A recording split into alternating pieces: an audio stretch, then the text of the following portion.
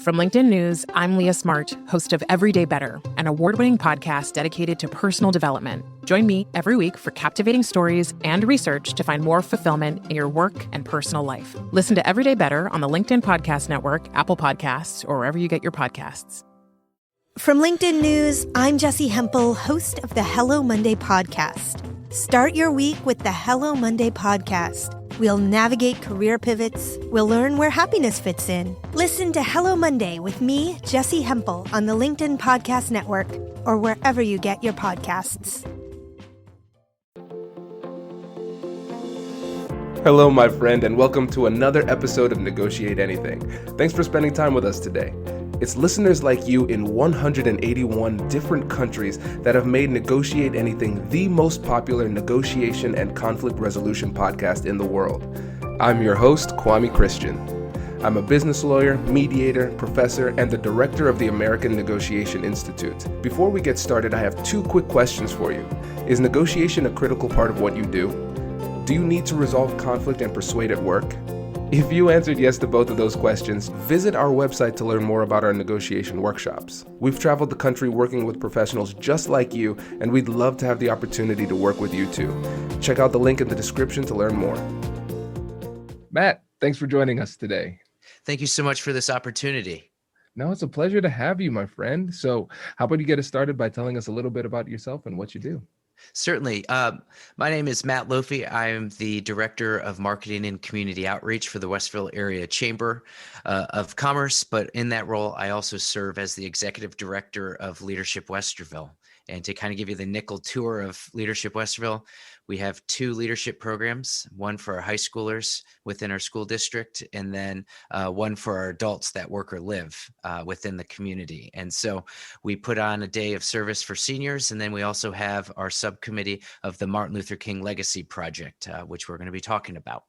Fantastic. Yes, this is great. So for everybody out there, I'm in Columbus, Ohio, and Westerville is a suburb up north. And so it's a fantastic community.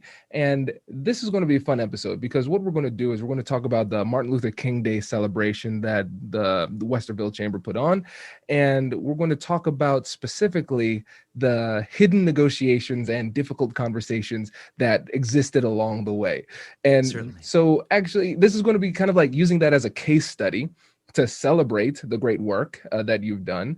And then also at the same time, a case study to talk about those specific skills that we might overlook. And before we get into it, Matt, we could just tell them, because when we were doing the pre-interview, I know there at the beginning you were saying, well, I don't know if this is even negotiation stuff. Certainly. Yeah. It's been wild because we went from this committee just putting on the Martin Luther King breakfast each year. And then 4 years ago, we started doing community conversations, talking about racial injustice, inclusion, equity within Westerville. And so our scope and our conversations have gotten deeper, and some of the community reactions and input have gotten a little bit more heightened or sensitive in terms of how we kind of correspond and communicate with one another. But leading up to this breakfast, we had a real eye-opening and I think heart-opening, if you will, opportunity for us as a committee to look at, one, what we're bringing, and then two, in terms of when we put on our events, what we should be looking at and the lens we look at it. Do you want me to just go right into it? Yeah. Let's outline the situation for everybody. Certainly. We were getting ready to host our first ever virtual celebration, just with everything going on this year. And this would have been our 16th event that we've hosted. And so as we were leading up in the months of planning, we chose to have a local figure, a clergyman within our community that we've discussed at great length within our committee, and there's about a dozen of us, men, women, African-American, Caucasian. We like to think that we have all voices represented on our committee. And then just about a week beforehand, while we thought we were sitting pretty in our planning, a great concern was brought up. And on social media, which grew pretty quick, and it was that there were fears about an event on Martin Luther King Day that would have a white speaker that then takes away and silences the voice of African Americans within our community. And so, there was a lot of things we wanted to do quickly, but then we ended up taking a slow and strategic approach, a committee approach, actually, where we got a few different voices all within a late night virtual call to be able to address the concern. And what was interesting about it was, as we were trying to craft the appropriate response, we really took it as an opportunity to press pause and say, all right, this is a really rightful concern, whether we agree or disagree about the premise and having a white speaker for this event. This is something that we need to think about, especially because it did come from an African-American female who we did not have a part of the program. So we actually pressed pause in the crisis communications and said, you know what, this is a great point and a great learning opportunity for us to consider even more voices around the table and within our programming of this event. So we used it, one, to add, I think, a more dynamic aspect into our event, which I can bring up later. And then we also use it as an opportunity to say, for our overall messaging, let's use this now as an opportunity to say, we hear you. We appreciate you speaking up. Here's where our committee is at and where we've been. And here's where this event has been through the 16 years. We hope you'll join us so together we can continue to push through this event and our conversations one step closer to Dr. King's beloved community, which is our mission for the Martin Luther King Legacy Project. This is great. So again, it's great because of the work that you're doing, but also it's great as a case study for education purposes, right? What can we learn from this? And one of the things that I talk about in the negotiation trainings all the time is that sometimes the number one barrier for improving your negotiation skills is improving your negotiation awareness, becoming more aware of these negotiations and difficult conversations that are happening. Because once you identify it as a negotiation, now you're more intentional about the way that you navigate that conversation. Now you can be more persuasive. You can change hearts and minds and address these emotional concerns that people might have and de-escalate the situation. Mm-hmm. So when I'm looking at this, I'm hearing a few elements here. So first, the crisis communication portion for the team. This could be a problem, right? This could be really challenging. And if we don't handle it the right way, things could go way off track, right? So Absolutely. We have to have those conversations internally. And then there's going to be a tension within the committee between some people who want to strike now, just let's address this now. We have to say something right now, versus people say, okay, let's actually slow this down.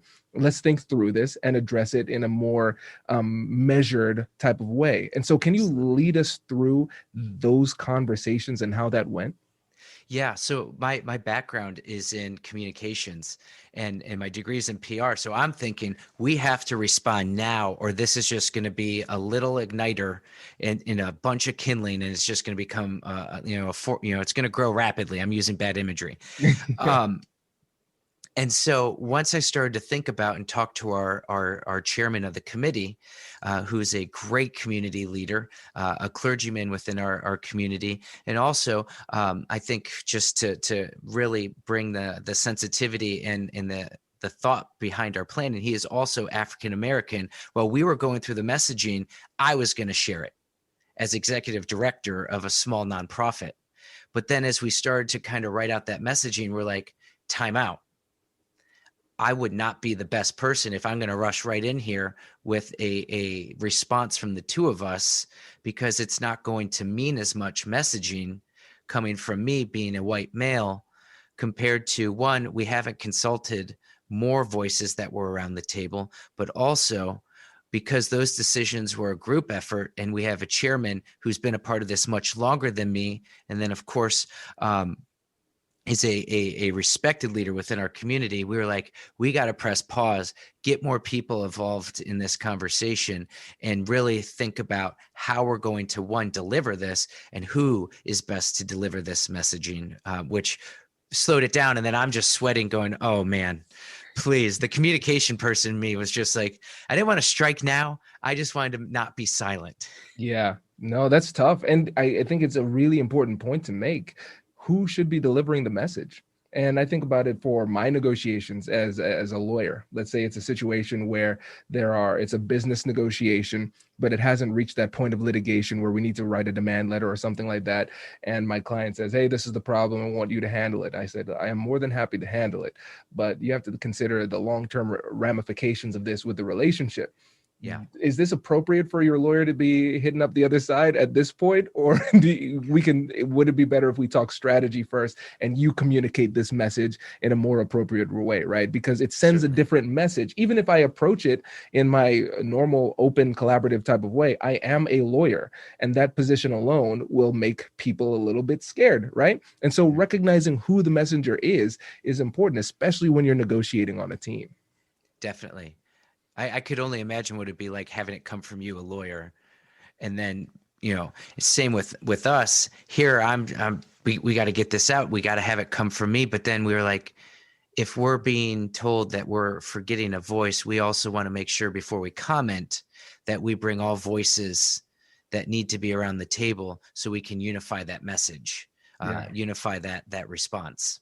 Absolutely. Brilliant. Okay, so now we've had that internal dialogue, that internal negotiation. We've talked through that, and now we've come up with a strategy. You're going to have that message. And what I think was brilliant about this response is that not only did you have the message shared publicly and everything like that, you also brought her in and invited her for a conversation, which, again, thinking about it from the angle of this podcast, that is a negotiation. That's a very high stakes negotiation. So tell us a bit more about that conversation too.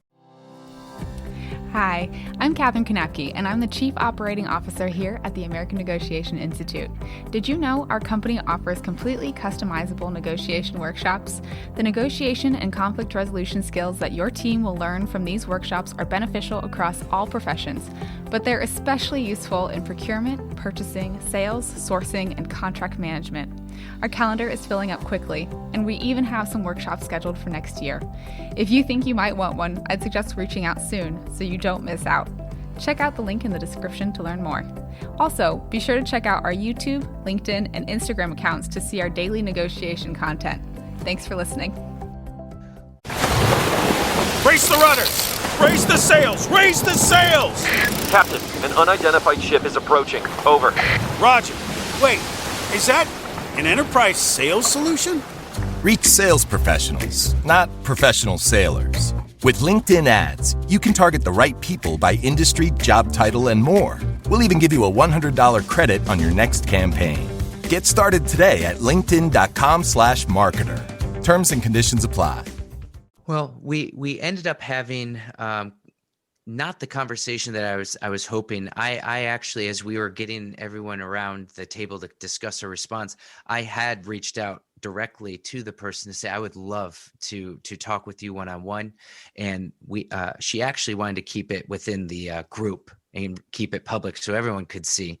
But what we did do is that we had someone that was around the table helping us unify our response, who is also serving as a board member within Leadership Westerville, have that conversation because they had a great working relationship to kind of share and educate that, during the past 16 years, we've had men, women, African-American, white, clergy, lay people. And, we've had an opportunity through the years to really have a wide, I think even 10 years ago, we had a theater troupe present as the keynote for this breakfast. So we used it as an opportunity through a working relationship to say, this has been a very, we've come at this with very different approaches year after year.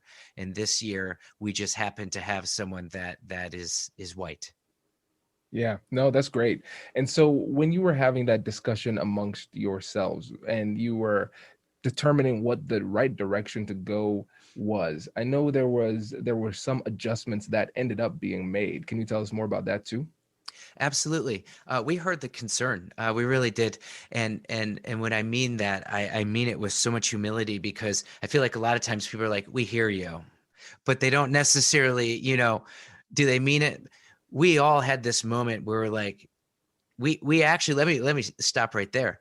We came up with, in addition to the program, before we came together with our response.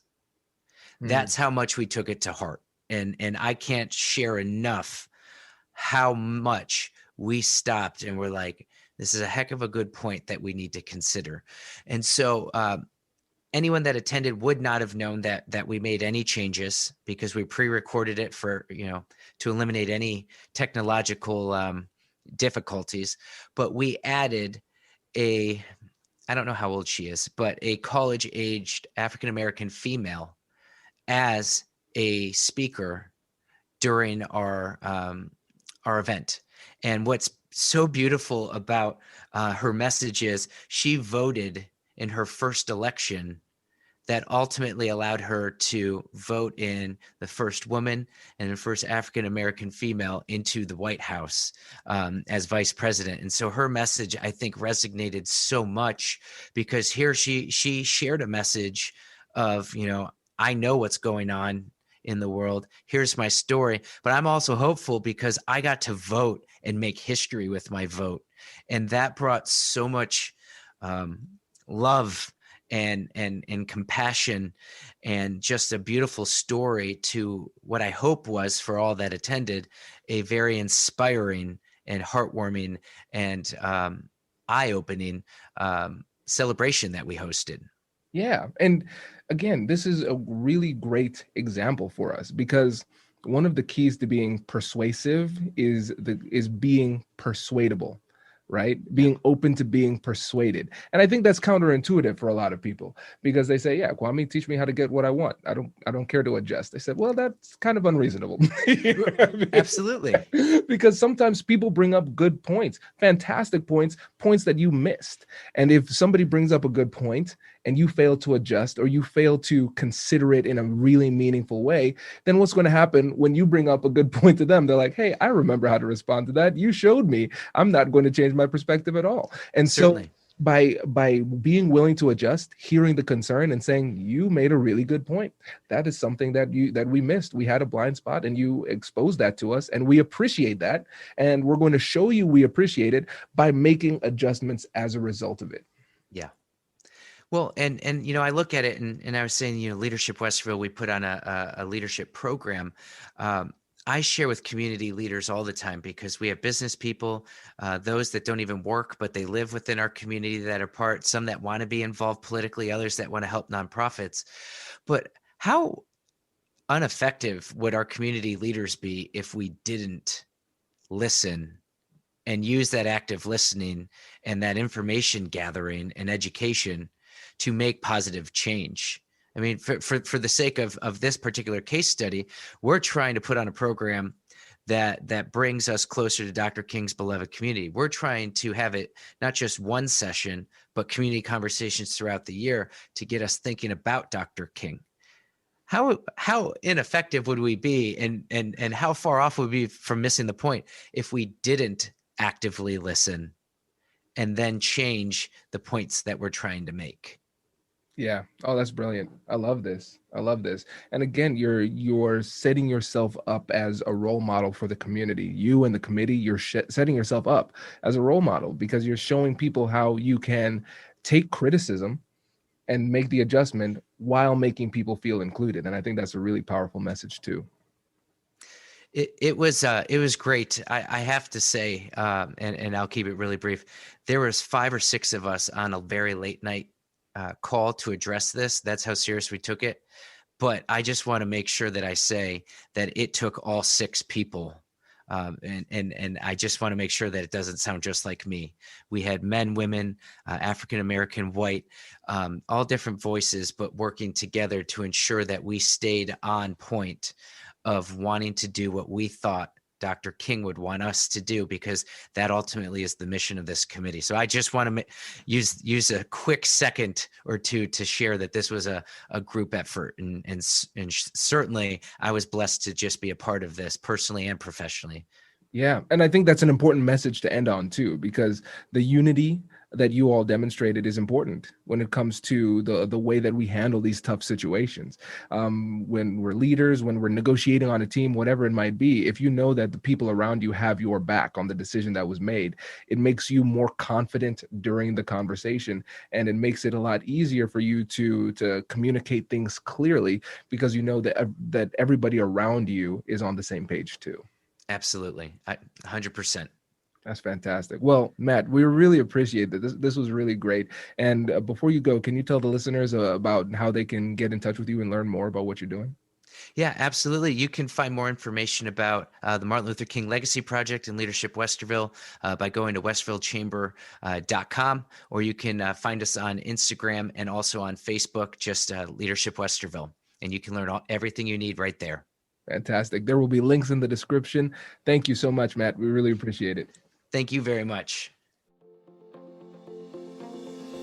Congratulations! You've just joined an elite club. By listening to a full episode, you're now officially on the Negotiate Anything team. So welcome aboard. What most team members do is they subscribe to the podcast because that allows them to automatically get the latest episodes of the show. The best things in life lie on the other side of difficult conversations. Keep learning, keep practicing, and keep getting better. Your relationships will improve, your career will soar, and you'll have the confidence you need to get the most out of these crucial conversations. Again, thank you for joining the team. We're excited to have you, and I will see you in the next episode. I'll catch you later.